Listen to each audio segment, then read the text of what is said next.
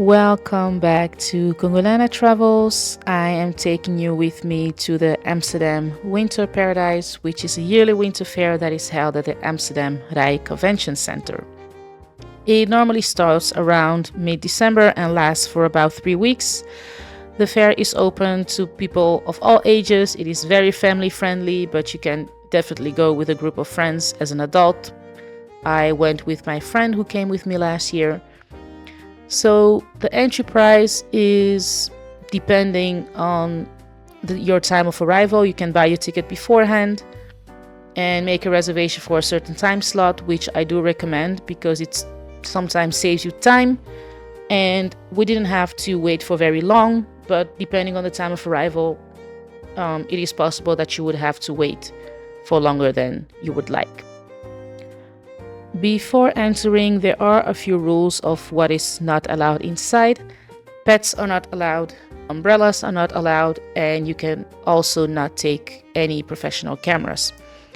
I did have my DSLR camera with me. I don't consider myself a professional, so I didn't think it would be a big deal, but I wasn't able to take it with me. And I left it with security and was able to pick it up later, so I could only record and take pictures with my phone. So if you have any camera with a removable lens, I do not recommend bringing it because that is what they consider a professional camera. So if you do have it, you cannot take it with you. The Winter Paradise is quite large. There are a lot of activities, and even if you spend the whole day there, you may not be able to do them all. The Winter Fair has some type of Christmas market meets fair meets après-ski kind of vibe. And with last year's experience in mind, we made a little game plan where we looked up all activities online and we decided which one we wanted to do. And since it was very cold, we also decided to alternate between indoor and outdoor activities so we wouldn't stand in the cold for too long. That day, it looked sunny at the beginning, but it was very cold. There was rain, there was wind, there was hail. So it was definitely necessary to alternate between indoor and outdoor activities. When it comes to the activities, I will not bore you by naming every single one of them because the list is very, very long. My personal favorite are ice skating, ice racing, which is riding a bike on ice, and you will see it later on, and karaoke. But there's also a skating rink for smaller children. You can go on the boomerang slide, curling, roasting marshmallows. And when it comes to food, plenty of choice. There was kebab, pasta, cheese, oysters, noodles, mini pancakes. There's a little bit of everything for everyone, basically. And when it comes to drinks, there's also a little bit of everything. There's coffee, tea, cocktails, sangria, so it's both adult and child friendly. For now, I'm going to just let you see for yourself what the Winter Paradise looks like with different activities, and I will come back later on.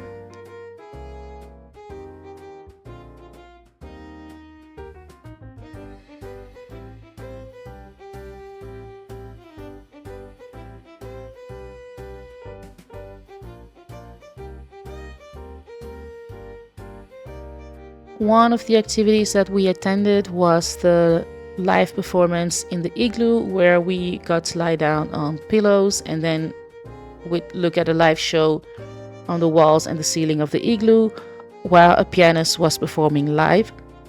The video footage is sped up, but I will let you hear a snippet of the live performance, and then I will show you some more videos of what we did that day, and then I will come back with a summary and some tips and tricks if you ever plan on attending the Amsterdam Winter Paradise.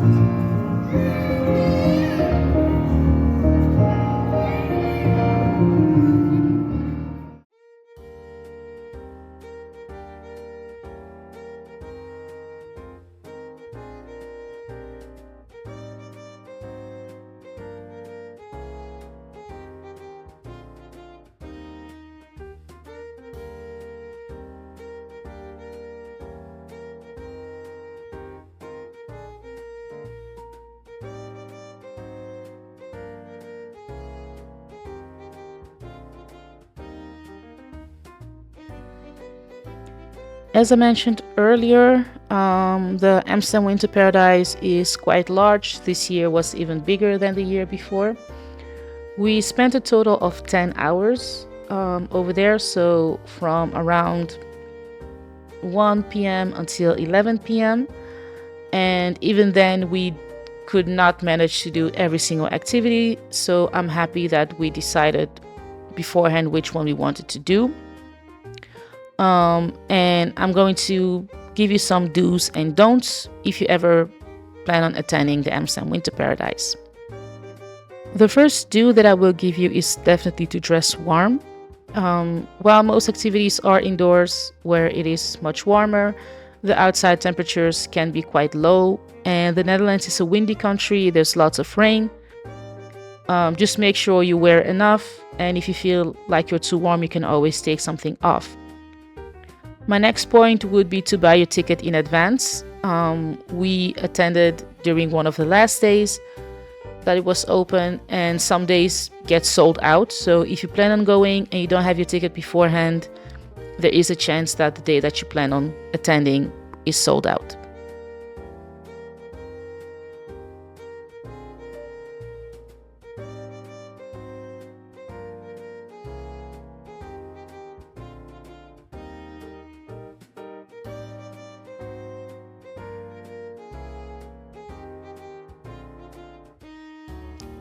The next do is definitely to bring your friends and family. The Amsterdam Winter Paradise is open for people of all ages, and it is accessible for people with stroller and people in wheelchairs. However, not all attractions are accessible for people in wheelchairs. What is also good to know is that children under the age of 2 have free entrance.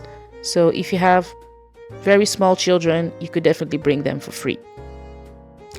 The next do is to bring your ID. While the event is open to everyone, the Apres-Ski Village has an age limit of 21. So if you want to attend, you will definitely be checked for your ID by the security staff. So if you do not have it, they will not let you in. My final do is to come early. The lines for attractions can get longer and longer over time, and sometimes you can wait up to 15 minutes or sometimes even longer for a single attraction. So if you want to try as many as possible, please do come early. Now I will get to the don'ts of the Amsterdam Winter Paradise. The first one is do not bring your umbrella, professional camera, large backpack, or dog. They are not allowed inside.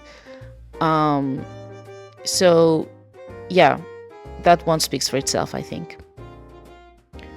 The next one would be to not come on an empty stomach, especially if you're on a budget.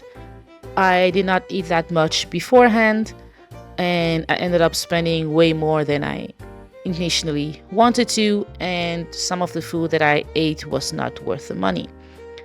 The waiting time for foods and drinks is very short, which is a good thing. But you cannot bring your own food and drinks inside, with the exception of baby food, and your bags will be checked. The final don't is a bit of a weird one, but I'm just repeating whatever is written on the website.